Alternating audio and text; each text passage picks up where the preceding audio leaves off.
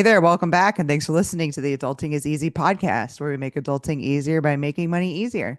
This is your host, Lauren, and I'm joined today by Jenny, my 21-year-old sister. She's still a student at the University of Florida, where she is majoring in mechanical engineering. Welcome back, Jenny. It's good to be back. Wow, still a student. That's a crazy jab, honestly. You're a senior, but you're going to do a fifth football season, so I wasn't sure how to put it. And it's gonna be great. And I'm excited. It's going to be good. Our draft class looks great, and the fact that you're 21 now is wild because we started this when you were like 16, which is just so crazy. Yeah, I remember that in the throes of COVID. Pretty Yeah, wild. crazy. Yeah, We've well, come I a mean, long we way. started just before COVID, but yeah, that's so facts. All right, so our goal for today is to recap how we made adulting easier for listeners during 2024, our fifth full year of the pod. 2020, 2021, 2022, 2023. Yep, 2024, 5 years. I'm going to tell everybody who our listeners are, like we do every year, and how many there are, and then we'll get to the topics we covered. If you haven't listened to all the episodes from this year, but you're listening to this one, maybe you will find some that you like, and then you can go back and listen to them. It's kind of what I was thinking people could do. Do you know what I mean? Yeah, that makes sense. Okay, so also the only really big change was the middle of this year. I got kind of burnt out, especially with house money. And then house money took a break, and I went to 2 times a month for Adulting is Easy. And house money, we never like picked it back up. We just kind of both enjoyed being off from that. So I'm still just doing twice a month, but that's kind of the only big change. So my whole point is there's less than there normally are this year. So that should make you happy, Jenny. This episode maybe won't be as long as it always is. Yeah, that last one was real. I mean, I don't even remember how long it was. Is it possible we hit 2 hours? I don't remember. It was too long ago. It's been a It year. was, It's been almost yeah, exactly a year. yeah, that was a while. Number one, audience. Another 10,000 listens this year. We're up to 50K, which is good. We basically get 10,000 every year. But for this year, that actually is some growth because we have less episodes. So, about the listeners, 80% are from the US, which is about the same as last year, which was 81. So, that's pretty typical. And then we'll just run through the other ones. All right.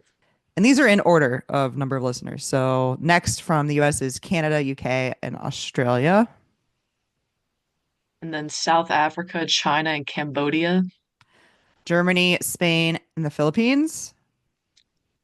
Mexico, Netherlands, and India, The United Arab Emirates, Sudan, Switzerland, Japan, Ireland, Ghana, Denmark, Israel, Belgium, Finland, Romania, Italy, Sweden, France, Pakistan, Argentina, Singapore, and Nigeria, Peru, Bahrain.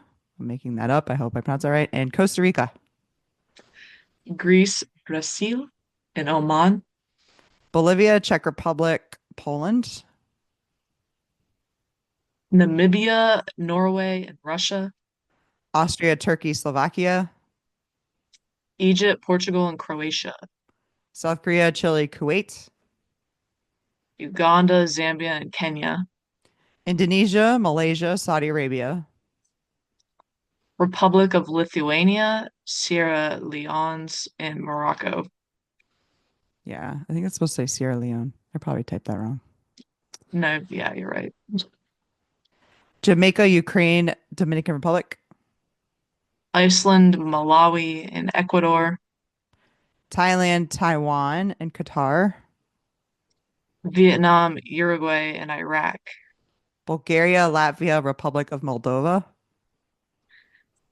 Belize, Aruba, and Lebanon, Bangladesh, St. Kitts and Nevis, Hungary, Iran, Ethiopia, and Maldives, Zimbabwe, Paraguay, Slovenia, Albania, Cyprus, and Grenada, Algeria, Liechtenstein, Mongolia,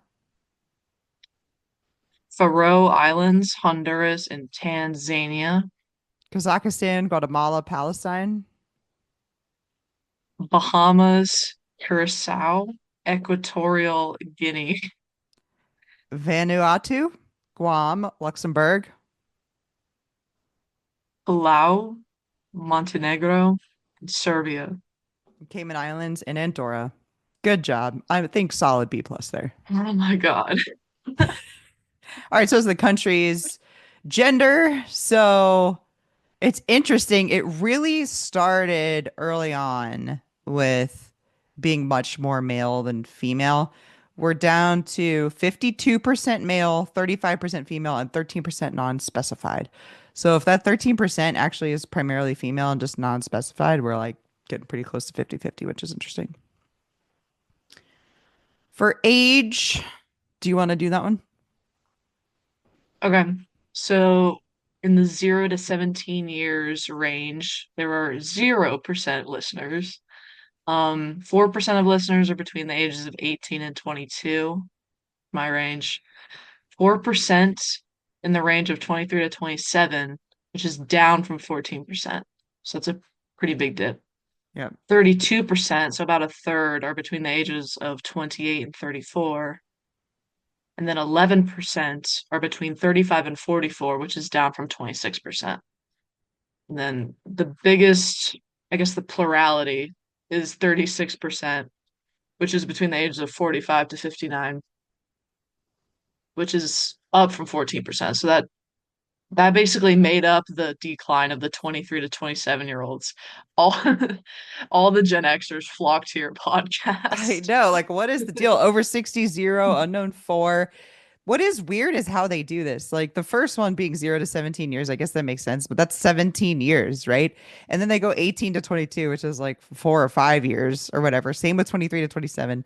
28 to 34 is only a couple more years more. And then you get a 10-year gap from 35 to 44, and then like 15 from 45 to 59. So it's just like, it's kind of crazy how Spotify does this. But basically, Where's 28 to my 34 and 45 to 59 are carrying the team. And now that I'm 35, it's like my squad, the 35 to 44, they aren't there. They just be noping out. yeah. Yeah, I mean it makes sense, right? You're not gonna have a 70 to 100, I guess, age range. Yeah, I don't know. Okay, so where are you listening? And this is all just audio. This is all just like from Spotify or, according to them, um, where the audio is coming from. Um, in terms of listeners, gender, and country. So we don't have Apple and everything. But then with the where you're listening, Apple 55%, Spotify 8%, which is down. Overcast 7%, browser 23%. That's up a lot. I don't know if that's bots. Um, Castbox 3%, and other 5%. So a lot of that is the same. So Kind of wonder what the other is at that don't point. know. Like, where Could be else would you be? anything. Rumble? Like, I don't even, I don't I don't even know what know. the other When one would did be. when did like Stitcher go out? Could it have been like Stitcher from the first half of the year? I don't remember. I can't believe the Apple's more than 50%. I guess that makes Apple's sense. huge. I kind of forget how many people use Apple.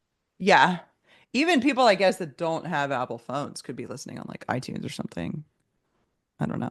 I guess. I don't know. I know we're in Yeah, the minority, I guess, because we don't have iPhones for sure. Yeah. and we get made fun of for it. But that's because All the those time. people are rude. Okay. You live So and you let's, learn. whatever. I've had an iPhone. It sucked. I hated it. Unless you've I had, I did too. I had the iPhone 4, which of yeah, course that sucked. It's the I think I iPhone had, 4. I think I had like five or six or something. But Yeah, like, I think you had 5. I remember that. I didn't like it. Like, I did not like it's so I know they're like, oh, they're so user friendly, but it's not very flexible. Like I just was like there, I kept wanting to click things that weren't buttons. It was very frustrating.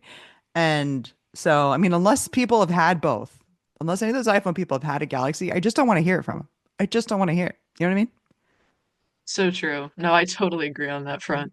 I do feel dumb though. Like I did have to put in my contact into someone's iPhone and like I like I struggled with it. Dude, it's hard. I felt like a boomer. I was like, I don't know what I'm doing. Yeah, There's I did that too. You're it's like, how many it's times do you weird. have to click? It's like I don't know. I feel like in lieu of not having any buttons, because you know you got like 3 at the bottom, right? On Android. Not like actual buttons, but on the screen Yeah, themselves, there's 3 buttons. You know, they don't have any. So yeah, it's so hard. You just have to swipe, and yeah, you just have to know which way to swipe. I think that's I the know. problem for I me. know. I don't Well, know where to swipe. I just got done with the Steve Jobs biography, and he was like so anti-button. Like he didn't have like none of their stuff was supposed to even have like an off button. I don't know if they do or don't. And then what else? He wanted one of the first iterations of the computer that they did, the Mac, it like didn't even have arrow buttons. He didn't want to have arrow buttons because like the mouse could be Mm. used for that. Ooh, I don't like But that. I know. Well, he lost that battle obviously because they do have, as far as I know. And they still do. Yeah, for sure. Yeah, if you have a Mac, let me know. But I think they still have it. I don't think he won that battle. Uh, At UF, you're not allowed to have MacBooks for like doing the stuff we do, like SolidWorks and stuff, because the software just can't be handled by Mac. I don't know yeah. why. It's like it can be, but it's very complex. And obviously, I don't know the intricacies of it because I don't have one. But like, I just know like 95%. If you go into a big lecture hall, an engineer lecture hall, and you see everyone sitting there, like you'll see maybe like three MacBooks, and like 99% don't have Macs. Like it's just it doesn't make sense, at least from my major. You know? Yeah. Yeah. Yeah. They're supposed to be like the creative folks, which not that there's not creativity in engineering, but they think you guys are creative. Yeah. All All right, right. What a let's get tangent. in. Yeah, well, it's fine. It's the end of your episode. Although people, this is a really popular episode for some reason. I don't really know. Like when I first started, I think I did these. I don't even know if I did the first year or not because it was only a few months. But these are really popular for some reason. So maybe people just like you, Jenny, and that's what it is in our tangents and our Oh sister God, banter. that stresses me out. It's gotta be good. It's gotta be good. Okay. Okay. All right. So we started this year with 159, which is crazy. It's so many episodes. And it was what to do when you inherit a property or bequeath one. So Ruthie, who I interviewed, inherited property from her family and she didn't know what to do with it. And I took away that you should definitely like get an appraisal right away. You can get appraisals that are like backdated, but then you have like your basis, right? So when you buy a property, that's your taxable basis. So when you sell it, if there's a gain on the property, you are taxed on the difference between what you sold it for and what you paid for it, right? When you inherit a property, your basis is the value at the time, which is awesome. This is why you should die with property rather than sell them, pay taxes, and then give kids money, right? So that I took from it, but also just super importantly, just if you have properties, get your estate plan in order. Make sure that, people know what they're doing and what the plan is for the property.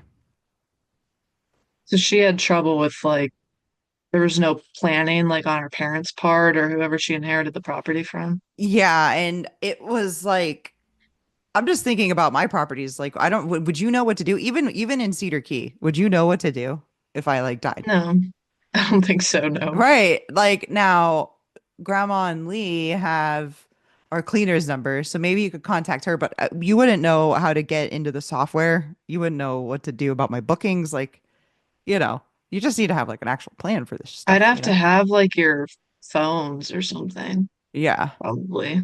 But Yeah. yeah, I don't know. Yeah, so just like something to think about. And just in general, there's another estate planning one later, so we can talk more about that. Okay, episode 160, turning real estate investing into more businesses. So Josh and Antoinette, I love the name Antoinette, by the way. They've taken their knowledge and contacts from real estate in Central Florida, and they've delved into actual healthcare business where they own the real estate that the healthcare business is in, where people, where there's actual patients that are staying there, which I thought was really interesting. It's almost like real estate adjacent because they still own the real estate that the business is in. Isn't that interesting? That's cool. That's like they're straddling like two different like realms of making money, I guess. Yeah, It's like exactly. it's cool. Exactly. I say that to Eric all the time. I'm like, the engineering firm should buy office space and then you go in it and then you also have real estate. But Yeah, that's what I'm saying. That's I cool. know. I know. Okay, 161. Beyond broke, unleash your financial potential. So these two, and I did two in a row that are a little like touchy-feely. Maybe this is when I lost all the mails, but Adam, he reminded us that money can bring up like feelings for you from when you're growing up and just your experiences, much like anything, like money is going to have baggage associated with it. You might have fear, guilt, and shame, basically, and it's okay to get help from others in every way with things and including how you feel about money. And the second one's also kind of like that. Yeah, 162, stop stressing about money. So this is another, like I said, emotionally focused episode on Leah. It was all about how to deal with financial stress. So if you are struggling with how you feel about money, especially if you're someone who has ideas about money where like money is evil and eat the rich and whatever else, maybe you should try to examine why you have certain feelings about money or why you have maybe a scarcity mindset instead of an abundance mindset and stuff like that. Those two episodes are good for that. Okay. That's something different. I feel like you don't usually do stuff like that. I don't, and then it was like two in a row, which was pretty funny. Yeah. 163, back to normal life here, overcoming landlord not so horror stories. So Dan is a friend of mine. I'm not sure if his podcast is active right now, but he did a real estate like nightmares podcast, and he came on and told us three stories from his podcast, which were pretty wild, including, like this lady who was a grandma that was truly actually dealing drugs and stuff out of the place, and it was raided, and just crazy stories. But what is really fascinating is the takeaways that people get from them. And then also every single person that he has brought on has been like landlording, real estate investing, still totally worth it, even with the tough spots. Wow. Wow. That's nuts. I mean, Yeah, you've I had a went on. few rough breaks with Oh that stuff. God, Like, yeah. Yeah, I haven't done a short-term rental one with him. Like I said, I think he's inactive right now, but I went on and talked about the squatter that I had, and yeah. it's yeah, I mean, I've done a lot of real estate deals since then, so you would say definitely the proof is in the pudding. I'm still doing it. hmm Absolutely. All right. 164. Move yourself physically, mentally, and financially. So Justine came on and she tells a heartbreaking story about leaving an abusive relationship, but how moving her body helped her recover from it. And basically, you shouldn't just focus on your financial well-being. You need to think about your physical and your mental well-being as well. And some people would say spiritual well-being too, but she and I only talked about these three things, which I thought was a really good reminder. And she's Miss Financial Fit on online on Twitter for sure. I don't know where else she is, but just really smart person, really funny. She was dropping F bombs left and right. Of course, they're bleeped out, but it was a really funny episode. So that's a good one to listen to if you're Had to looking do for like a three pick me hours up. of had to do 3 hours of editing to get all the F-bombs out of the Nah, episode. oh, no big deal. I mean, you just bleep them. Okay, 165. So Eric actually joined me for this one. This was around Valentine's Day, probably, that week. And it's personal Aw. finance questions to ask your sweetheart. So we went through an Equifax article with a bunch of questions that you should basically know about your significant other, and we answered the questions. It was funny, but we definitely, you could tell we had had a lot of financial conversations because we pretty much knew what each other's answers were going to be. But definitely a fun episode. And if you're just getting into a relationship, or maybe you're having some tough conversations with your significant other about money, that's a good episode to listen to. Also, looking at my books, I forget what it's called. Oh, Smart Couples Finish Rich. That's a good book too. Talks about money dates and stuff. Okay. So 166, when you house hack a house hack. Do you remember what house hacking is, Jen? I think it's similar to what you did at Gross with Acorn and Palm in the back, where you would live there, but you'd also get some form of like passive income from the back units. Is it something like Yep. that? Yeah, yeah. Okay. There's lots of ways to house hack. I mean, you can just have a roommate. You can buy a single family home and have a roommate. But yeah, in that case, we had the house, we had the two units in the back. We've done it with a couple of different duplexes. We've house hacked for years. Now we just bought a single family home for the first time in many years. And so we're not house hacking right now.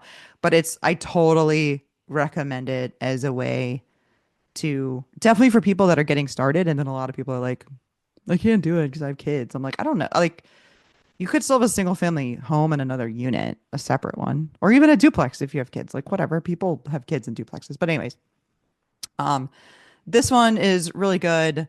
It's going to convince you to house hack. So if you've been considering house hacking, it's going to push you off the fence and just totally convince you to do it. And this guy, Brendan, I think that's who that was. I didn't write his name down. Guys, it's been a couple hundred episodes. So, but he got a house hack with a friend, and then they also had like roommates. So it was just like house hacking squared, basically, is why I named it that.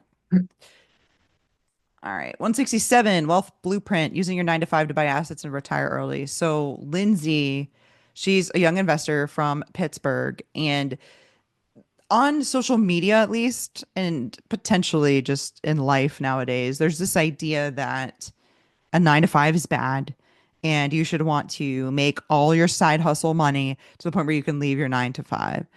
And you can do that if you want, especially if you like hate your 9 to 5. But if you like your 9 to 5 and you're making good money, I mean, there's a lot of times where, like, imagine you can hustle super hard, get like 10 rentals, and make like maybe say $25,000 on the side or something. But your job, you make 150, and it's like not that hard. Like, it's okay to like your 9 to 5 and to want to keep it and to want to build wealth that way. I like that one. Yeah, she's really cool. All right, 168, keep finance personal. Get your time, energy, and financials right. So Cody is a CFP, which of course stands for Certified Financial Planner, and he tells us how he handles different conversations with his clients. And basically, what I walked away from that one realizing is this DIY approach to investing, this do-it-yourself approach is fine. But if you're spending a lot of time on it, are there better ways to be spending your time? And I've said this a bunch. I mean, it's been 5 years, guys. You've heard me say everything probably multiple times at this point. But when I was growing up, I don't know if this is the case for you, Jenny, or not, because we're different generations, but millennials, it was like you have strengths, you have weaknesses. You should strengthen your weaknesses. And so if one of your weaknesses is money and investing, that philosophy that was around when I was growing up would say, get better at managing your money. Nowadays, I feel like people understand that whatever your weaknesses are, like don't be like a dick or something. Like don't be a bad person, but find people that are good at the things you are not good at and partner with them on things, right? Hire people to do the things you're not good at and get better at the stuff you're already good at and you like and you can make money doing. So that was just a really big reminder to me. I'm a DIY investor. I don't have a financial advisor. I mean, I took all the CFP courses, I've read a ton of books, and we have the engineering firm, we have the real estate, and we have index funds, and none of that is super complicated. I may end up with a financial advisor when we need certain like tax situations. We have tax questions and we're trying to do some efficiencies, maybe when we're truly getting towards not no longer building assets, but when we're starting to draw them down.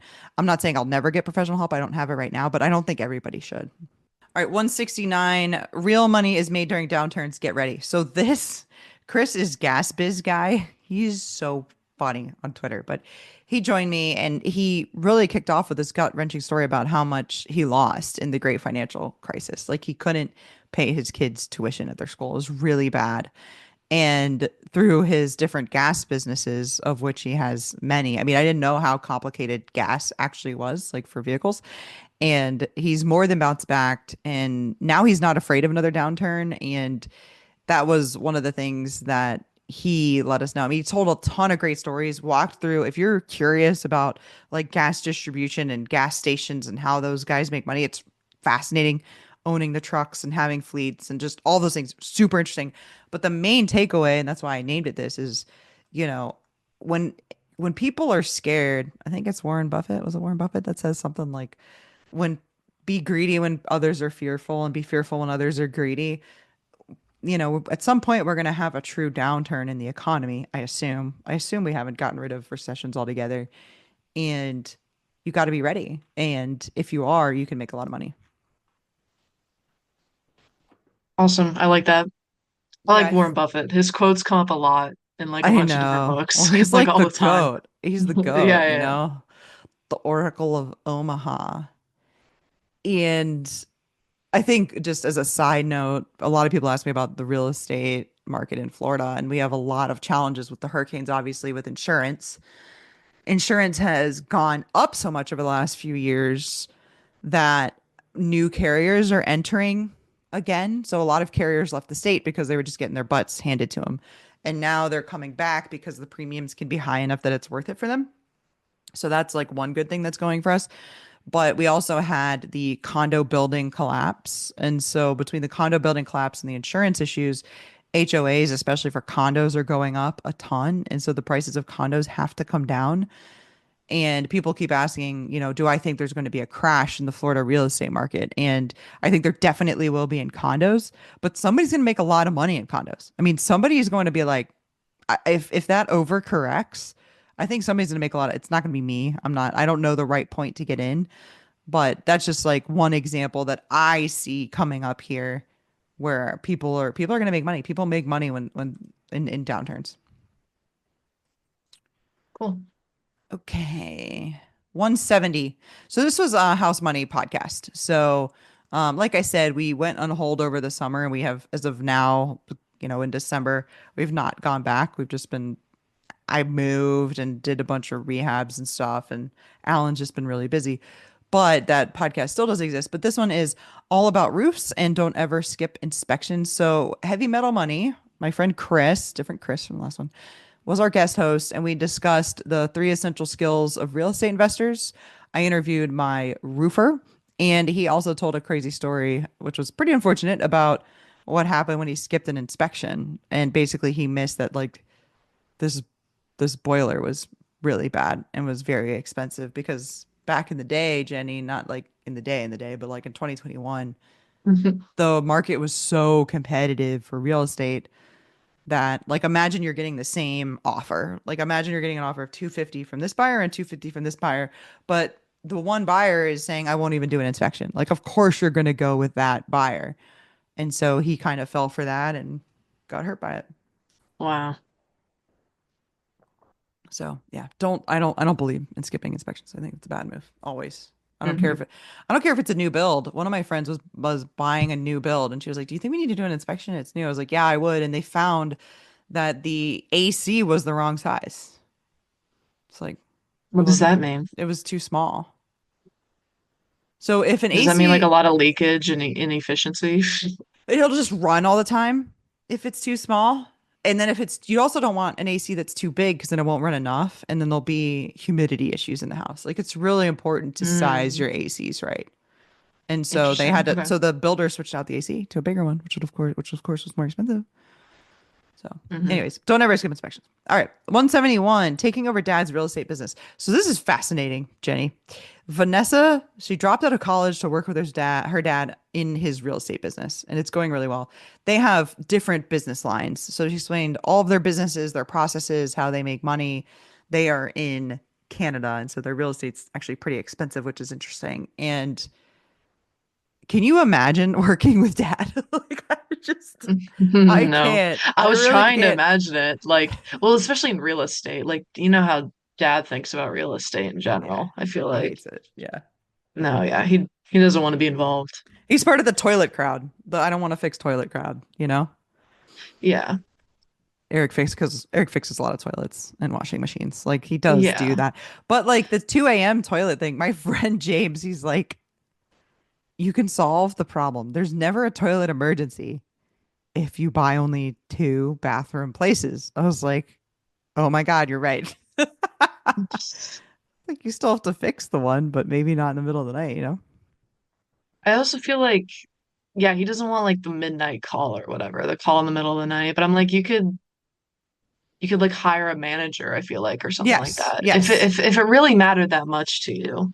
You know what I'm Yeah, saying? Like, I don't know. no, totally. And first of all, I barely hear from my tenants. I mean, it's true whenever I hear from them, it's not for like a good reason. Except my tenant texted me the other day. I was like, "Hey, I have some mail for you because we house hacked there, so we used to live there."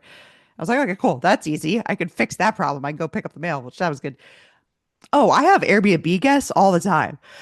And these are people that are on vacation usually, which in my opinion makes them a little more airheaded. Like, I just don't think they're paying that much attention. Like, their brain goes into vacation mode, and so they're going to an unfamiliar place. Sometimes they are checking in late. Sometimes they're unfamiliar with things like the TV, how it works, or how the thermostats work, or what the Wi-Fi is, or just whatever, parking. And I never get an overnight call ever. I've never had one. That's pretty incredible, Like I've honestly. never been woken up from one. And I do put my phone on D&D, but if, I Oh have yeah. I have VRBO and Airbnb on my do not disturb. So it would just be only the direct bookings that can't get through. And I think if they call 3 times in half an hour or something, it'll get through. But they don't. I don't even Mm, wake up to missed calls. Like it's no problem, you know, okay. from anybody. Cool. So, anyways, that's just a bit of a myth. But anyways, that's how our dad feels about it. But even just working with him in general, like and he and I, as you know, are so similar. Like we probably would have really similar ideas on how to run the business and stuff. And I understand having a business and wanting to give it to your kid to pass it on. And she doesn't have any siblings, which makes it easier. But I just think it would be hard. Having worked with family before, I just think it would be Well, hard. yeah, I was gonna say like you already know, like you've been there, done that when Yeah, it comes I'm like to working with family. right, and that was my cousin, and I didn't own the business, and he didn't own the business. We just worked together. All right, 172. Hack your way to wealth, even on minimum wage. So this guy Brian is a missionary, and now granted, he had built some money before he felt the call to become built some wealth before he felt the call to become a missionary. But even on a very low wage, like I honestly don't know if these people are even making minimum wage because I think they just work a ton, but they've been able to build wealth. And it's a really, really fascinating story.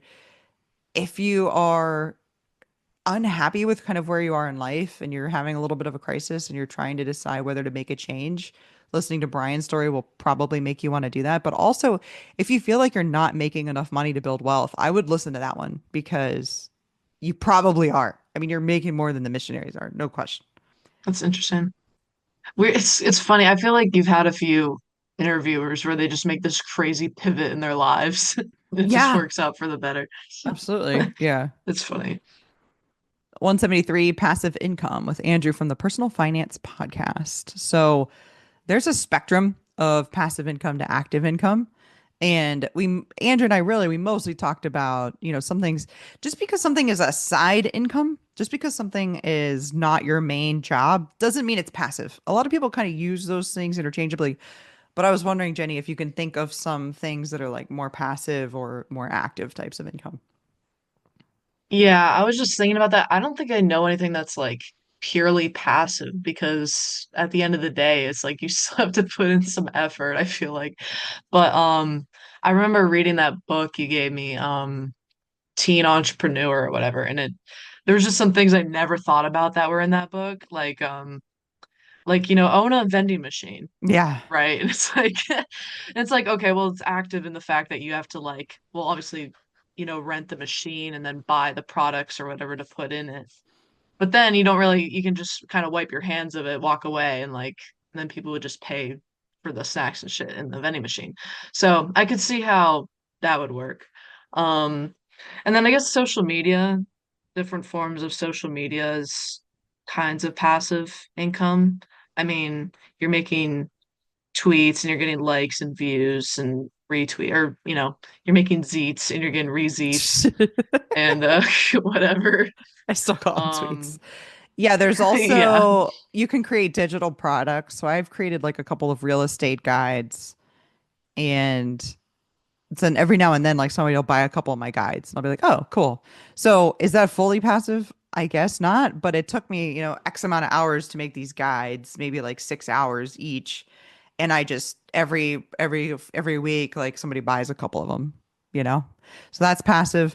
Dividends are passive. I mean, I will stand on this ground. Like you buy a stock, the stock pays you a dividend. I mean, there's nothing more passive than that unless you count like clicking a button to buy the stock. Even you don't even have to click the button to buy stock. You could have just automatically from your paycheck buying dividend stocks and then dividends being paid into your account. Like there's nothing more passive than that. So there are passive, and here's the thing too, and you may not know this, Jenny, but on your taxes, there's active income and there's passive income. And real estate, except for some, except for if you are a real estate professional, of which there are some kind of rules you have to abide by. It's mostly amount of time. Are you spending more time on your properties than anybody else? And there's a number of hours and stuff like that. But generally, real estate is considered passive income. So it doesn't matter that me and Eric go to Cedar Key, clean a unit, furnish it, manage the work being done to it. Like you're there with us a lot of the times. Doesn't matter if you're there putting Yeah. together an entertainment center. The IRS considers that passive income. So Yeah. that's Okay. like, but I could, real estate can be passive, especially if you're investing in syndications and real estate investment trusts and all these kinds of things, right? But like the way we do it, managing our own properties and stuff, it's, in my opinion, active. So Right. Yeah, I hadn't really thought about until just now that I feel like there's like passive income just kind of doesn't really exist because no matter what, you're putting some number of hours up front, you know. yeah, it But could be yeah. royalties on books and songs, and people actually buy royal. But somebody on Twitter, I don't know who this is, X, they buy songs so that they can get the royalties from them. Isn't that fascinating? You Like can buy there's songs. yeah, you can buy like the rights to things and then get royalties from them. Huh. Okay. It's I so didn't know you weird. could do that because it doesn't it belong to the person who conducted the Well, what if song but or what if made they the want to sell song? it? What if they want to sell it? Okay. I've just never heard of that. I've never heard Yeah, of yeah, anyone yeah. trying to Dude, sell. there's so many ways to make money out there. It's funny. All right, moving on to 174, change your own life, make more and pay off your debt. So, Devin had a lot of debt. He's paid off the debt and he sort of explains how he did it. And it's interesting, and I've noticed this with a lot of the interviews that I've done over the years of people that have been in debt, is when you get disciplined about paying off your debt, you are then still going to be disciplined when you don't have that debt, and you become disciplined about saving and investing. And so I've seen this pendulum swing, like what happened with Devin, where he paid off this debt and now he's on track to retire early. So if you're struggling with debt, I would listen to this one. It'll give you the push that you need to pay it off and will make you feel really positive about what the future will hold for you. Yeah, that's pretty inspiring.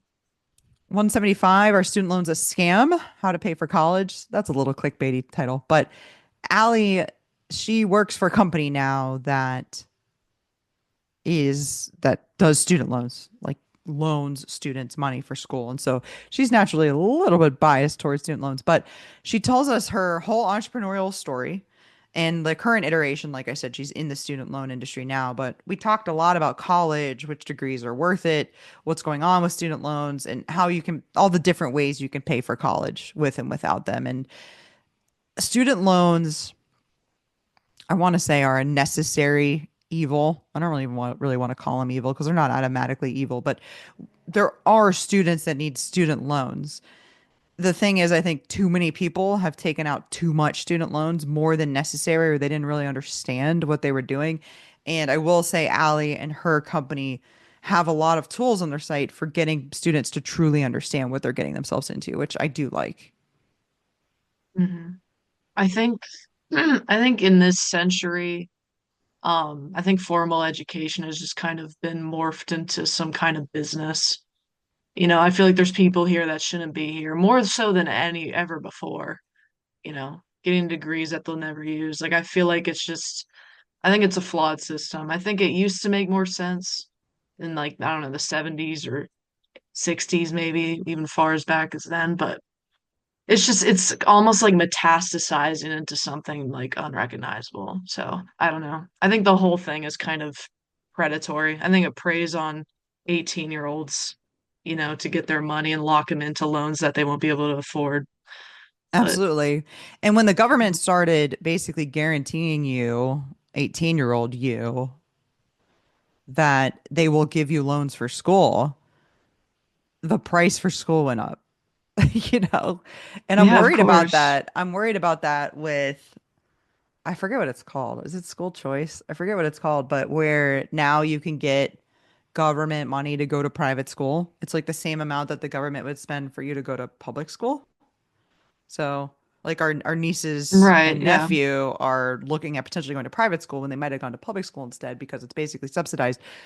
but I am worried that schools are just going to raise the prices by that amount. And then you're in the same boat. All right. 176. Millions locked in retirement accounts. What to do? So Andy lost his wife when he was young. This is another sad story. But it's so interesting. I like these people, they're just so resilient that I talk to. It's freaking awesome. But Hmm. and he was responsible for raising their children. And even with those headwinds, he was on kind of a typical savings path. So he was still saving a lot of money, but that meant a lot of it went into retirement accounts.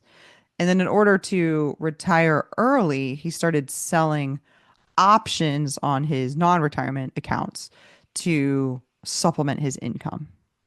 And so when I say locked in retirement accounts, Jenny, I was wondering if you remember anything about the US retirement accounts that we've talked about in the past. Like the traditional IRA, the Roth IRA, Yeah. 401k. You mean those? Yeah. What does it I mean when I say that the money is locked in there? Oh, you can't remove it until you're like, wait, God, it's weird. It's like 59 and a half or something like that. Yes. Yes, you're right. So Roth IRAs and Roth 401ks are post-tax dollars that you put in there. So you never have to pay taxes when you take them out after 59 and a half, but you do have to be over 59 and a half. And then for traditional IRAs and traditional 401ks, that's tax deferred, meaning you don't pay taxes now. You pay the taxes, the income taxes, when you take it out in the future after 59 and a half. And then actually with traditionals, you have to take them out at 72, I think, 72 and a half, 73. I can't remember. But there are rules with those. Now, there are ways before anybody comes to my DMs or emails me. I know there are ways to access. There's like the rule of 55 and 72T and Roth conversion ladders. There are things that you can do to get money out of your retirement accounts early, but for the most part, the government wants you to leave them there. So there's a lot of rules when it's associated with that. So Andy had millions in retirement accounts, which is like, oh, that's cool. But then you end up in a situation where I think you said he was 53 or 55.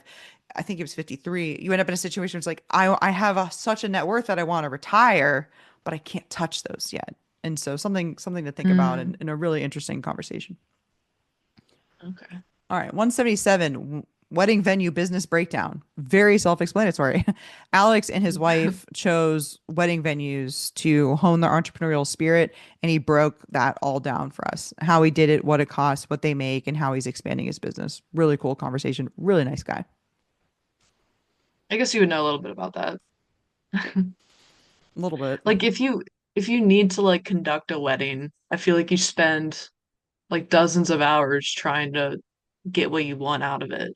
Wouldn't you learn a little bit about like the Sure, you business behind it? do. You do. I got married in Vegas, and so, you know, what Caesar's Palace is working with is not the same as what normal wedding venues are. And even for me, getting married 5 years ago, I bet things are very different now. Okay. Most people spend more than we did. I mean, Vegas knows how to do weddings. Do you know what I mean? All right, 178. Bitcoin, have fun staying poor. I had to name it this because whenever I post anything about real estate, Bitcoin people keep telling me to have fun staying poor. And I assume they have like approximately $47 in Bitcoin or whatever, but they paid $30 for it or something. But whatever. My friend Andy came on again to explain Bitcoin. He's been on before. We go into great detail about it. And I had to poke some fun at him about that. But so if you're interested in Bitcoin, and this is pre-Bitcoin 100K. So um, you could listen to that one if you have a I did general raise interest an in it. eyebrow at that title. I was like, what does this mean? That's what they Okay. say. That's what they all say. 179. This is a replay of Think and Grow Rich. So as adulting is easy, number 61. So there was a self-help book written by Napoleon Hill in like the 1930s. The problem with this book, and it's kind of like an early take on manifesting. Like if you kind of just think and focus, you will become rich. The problem is this dude, Napoleon Hill, didn't actually become rich and successful until after he wrote the book. He also in the book made a lot of dubious claims about the data used to write the book. So he said he like knew all these rich and famous people and studied them, and it just wasn't true. He did not know. He didn't know, like, Andrew Carnegie, for example, but he said he did. There's no proof of that. And so it's basically a book of like a bunch of lies that is kind of interesting. And some of the frameworks may actually work to make you rich, but I hate it because mostly there's a chapter called sex transmutation, which means you basically shouldn't have sex and put that energy into trying to become rich or whatever. So I hate that part. Also, I just hate the whole premise of it and just dubious nature of the whole book. But anyways, me and my friend Curtis discussed it. And given that it was episode 61, it was years ago, I replayed it for episode 179. I remember you talking about that, I think. Like a Yeah, I really mean, long time ago. Just a book yeah, just full of lies. just ridiculous. I mean, I guess it was a self-fulfilling prophecy or whatever. I mean, didn't he become famous like he wanted to be Yeah, from the or book. successful? It's It's weird. it's pretty funny. Yeah.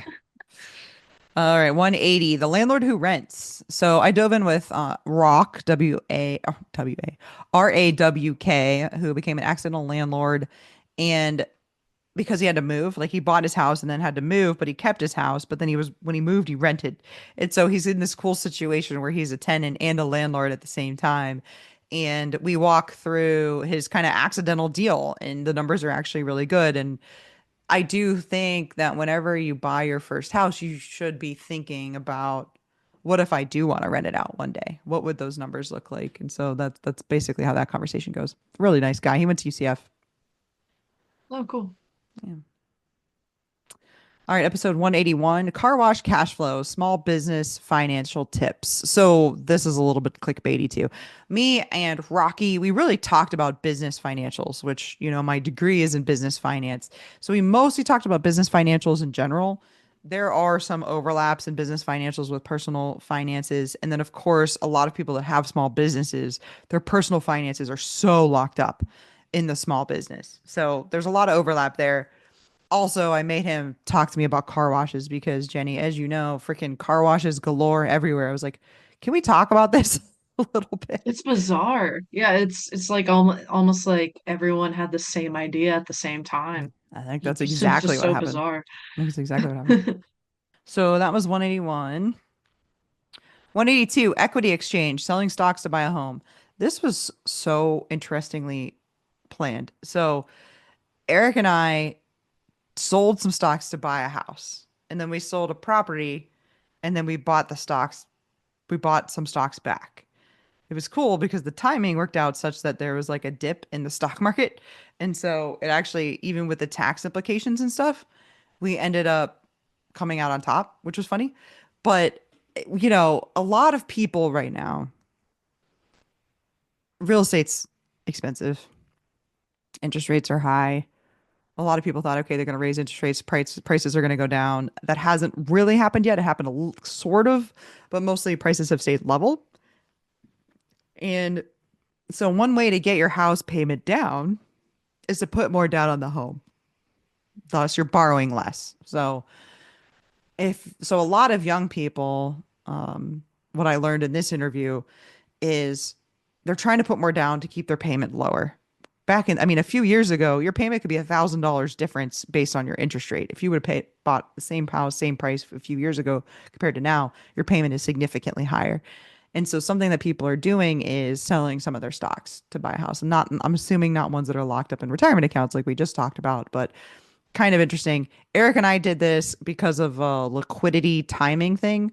We knew we were going to sell a property. So we were just like, okay, when we sell the property, we'll buy the stocks back. And so that's what we did. But um, anyways, I just thought that was interesting. And basically this really, I don't know if this was in the back of my mind when we did that, but it gives you permission to do that. It's hard to accept that you have these investments and you weren't earmarking them for a house, but it just, if you have the net worth, the point of having the net worth and doing all these different things is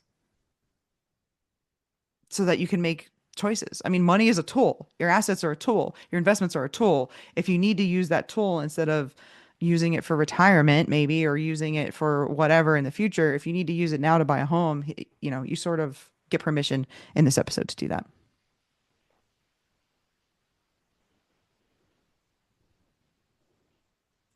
All right, 183, net worth. What, how, and why.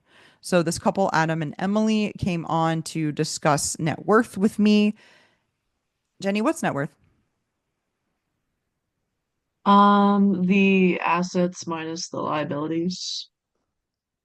Very good. So if you took every single item you owned and you took the value of it and you subtracted what you owed somebody on it, that would be your net worth. The obvious example are houses. Let's say your house is worth $500,000. Let's say you have a $400,000 mortgage. That is $100,000 that goes towards your net worth. And you would do that for every single item that you own. And yes, every single item. There are three types of assets as far as the statement of net worth goes. You have cash and cash equivalents, you have investment assets, and you have personal use assets. There's a whole debate on whether your house is an asset or not. There is no question it's an asset.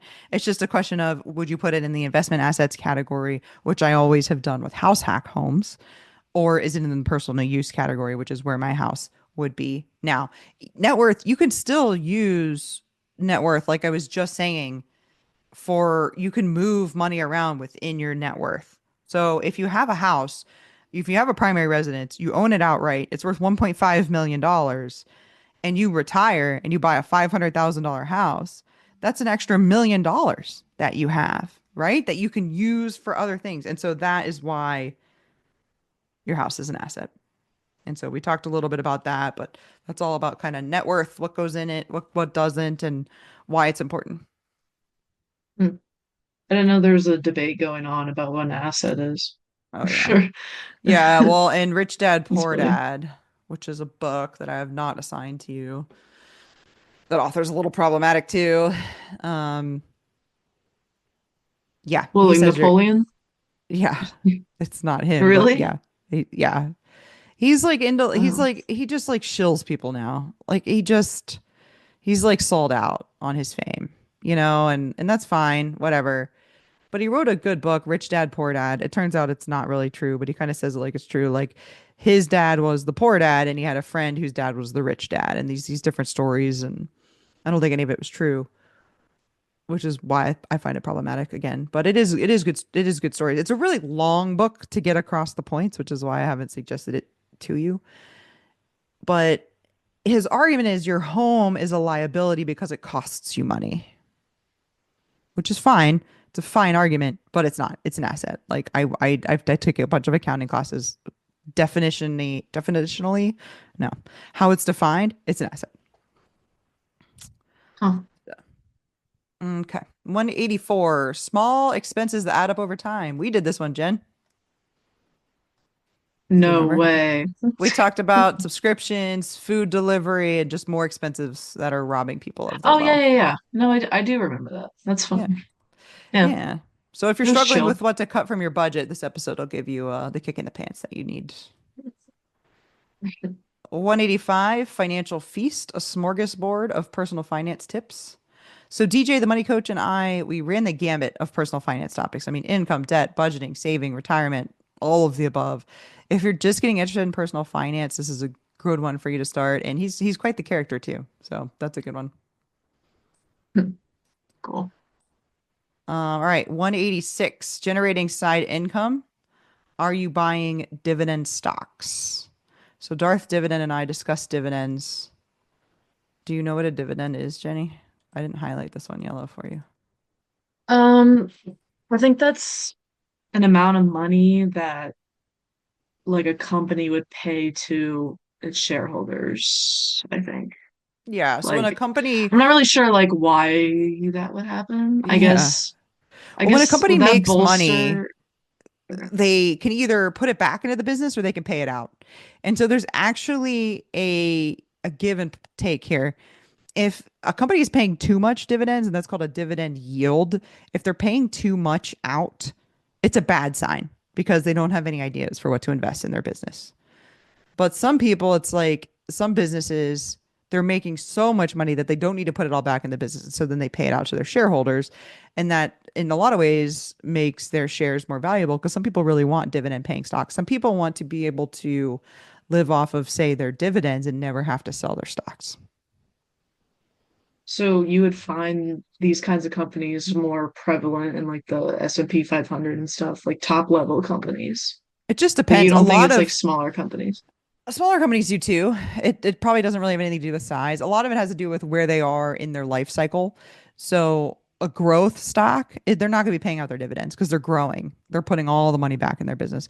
It's usually a more like situated, more established business that's going to be paying out dividends. Okay. Cool. Yep. So, and remember, I've said it before. They are basically the most truly passive income. So that interests you, check that episode out. All right, 187. What if you can't pay for college and save for retirement? Obviously, it's ideal if you can do both of these things. But remember, your kids can borrow for school, you cannot borrow to retire. So Brad talks us through this increasingly common dilemma amongst people and using real examples from his clients. Cool. Yeah. All right, 188. That's another replay. Budgeting for Dummies. Adulting is easy. 131. So my friend Athena wrote that yellow Budgeting for Dummies book, and I brought her on to talk about it. If budgeting is hard for you or you hate it or whatever, you may be using the wrong one. So check out this episode and check out that book too. All right. All right, 189. Fight all day and make money. So Chrissy is a lawyer. She lives in New York and she wrote a book called Lady Sharks, which is about how to become a millionaire in your 30s. It's applicable to any gender. Don't let it fake you out just because it says the word lady in it, guys. I recommend the book and I also recommend the goal of becoming a millionaire in your 30s. I think it's definitely doable. I was 31. Lady sharks. Yeah. All right. 190. How retiring at 44 changed my life. Pretty self-explanatory when you say. Tony reminds us that society has this vision for you, but you don't have to do it. Like you said, Jenny, a lot of that being reflected here in my guests, where just because you're on a certain path and you've started your life that way doesn't mean you have to end it that way. All right. I like Episode that. 191. The government has your estate plan if you don't. So this is the one I was mentioning before. Estate planning, it's not just your will. Of course, your will is part of it, but also means powers of attorney, healthcare directives, and more. We talked about it first thing when we were talking about when you have a property and bequeathing that and having a plan. No matter how old you are, what you do or don't have, you need an estate plan in place. Good. Yeah, I like that. Yep. I'm glad you 192. forced mom and dad to get a will. Dude, I guilted them hard.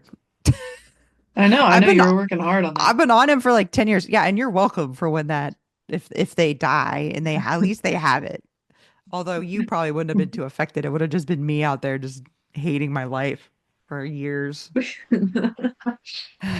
It still is me because I'm the executor, but anyways. Well, All you don't right. want Alex to be the executor. No.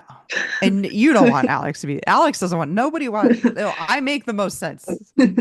Like He there's no doesn't want doubt. it either, for No, no, sure. and you don't like, yeah, He'd it's rather gotta be die. me. Yeah, it's gotta be me. I mean, there's no It's question so it's gotta be funny. me. That's funny. I'm sure he would be like, yeah, you do that. We have a brother, guys, in case you're wondering. All right, 192. Paying your home off is an investment. This is super controversial in the personal finance space. So, the United States, Jenny, you may not know this, we have 30-year fixed loans on relatively low interest rates for home buyers. So, even though interest rates are like quote unquote high for buying a primary residence right now, it's still lower than any other loan you're going to get, pretty much. You can borrow hundreds of thousands of dollars to buy a home at the lowest interest rate basically available at the time. Other other countries don't even have this. Like Canada, I think their loans are like fixed for 5 years. It's kind of crazy. So, you Mm. know, their rates are lower than ours, but they're only fixed for 5 years. So you can't borrow hundreds of thousands of dollars usually to buy another investment. Like I can't go to Chase Bank and be like, hey, I want to buy, like, I just bought $1 million home, right? We put $250,000 down. I told you we sold stocks to do it, etc. I cannot go to Chase Bank and be like, hey, Chase, sup? I want to put $250,000 down and I want to borrow 750 from you to buy a bunch of S&P 500. Can't do it. Can't do that. right? So if you're using a bunch of cash to pay off your home, you've got to ask this question, should I be using that cash to invest it instead? And so Dale, in this interview, he gave us the emotional argument, really, for why you should pay your house off anyway. It's an emotional argument. It's not a financial argument. You cannot make a financial argument that it is a good Emotional. idea. So you guys argued on that point. I mean, nicely. Yeah, no, well, that's an argument. So you can have nice arguments. You can. You can. That sounds It's spicy. I like that. it's called, what is it called? Like, what is it called? Productive conflict? I can't think of the word. Like crucial conversations, but anyways, Constructive criticism. constructive conflict, whatever. All right. 193. Credit cards are like fireworks. And the rest of that sentence is sometimes they blow up in your face. So there are many pros and cons to having credit cards. I use them because of the pros, and I have relatively good self-control and frankly just a decent amount of money. So I don't really get in trouble with credit cards. But they aren't for everyone. But if they are for you, or if you're interested in learning more about credit cards, definitely listen to episode 193 with my friend Brad. He is the first person to be on the podcast, other than Jenny, 3 times, Slay. and maybe Eric. I'm not sure. Although you've obviously been on them a lot more than him. Okay. 194, real estate versus Bitcoin. So I joined my friend's channel on YouTube. We had this discussion. This did get a little heated, frankly. But I decided to go ahead and also post it on my feed. So again, there's another, I got 2 Bitcoin ones this year, guys. YOLO. 195, lifestyle design, the 5 freedoms. This is the one, it was actually just the last one posted this year, other than this one. The 5 freedoms, freedoms from financial stress, location freedom, time freedom, work freedom, and financial independence. So I walked through that with Brian from Spark Rental. He lives abroad with his wife and daughter and has been living abroad for a long time, has really done a good job designing the lifestyle that he wants. And so that's a really good episode if you're interested in lifestyle design and living abroad. Well, All right. Episode 186. That's this one. I normally at this point talk about guest appearances. Guys, I'm so sorry. I didn't do a good job of keeping track this year. So I do not have that list for you. Coming up, the only one thing that I have really planned that is different from the usual. This is episode 196. Like I said, episode 200, which will be posted in February. The plan is for me to be interviewed for that one. So looking forward to that. All right, everybody. Managing money is a huge part of adulting. So go back and listen to the topics that appeal to you. you can follow Lauren on Twitter at Adulting is Easy. She's on YouTube at also Adulting is Easy and Instagram at Adulting is Easy Real. All right. Also, if you're interested in joining the podcast for 2025, or if you'd like me to join yours, or if you'd like to sponsor the podcast, reach out to me at realadultingiseasy@gmail.com. Thanks again for listening, everybody. Hopefully, Jenny and I have made adulting a little easier for you.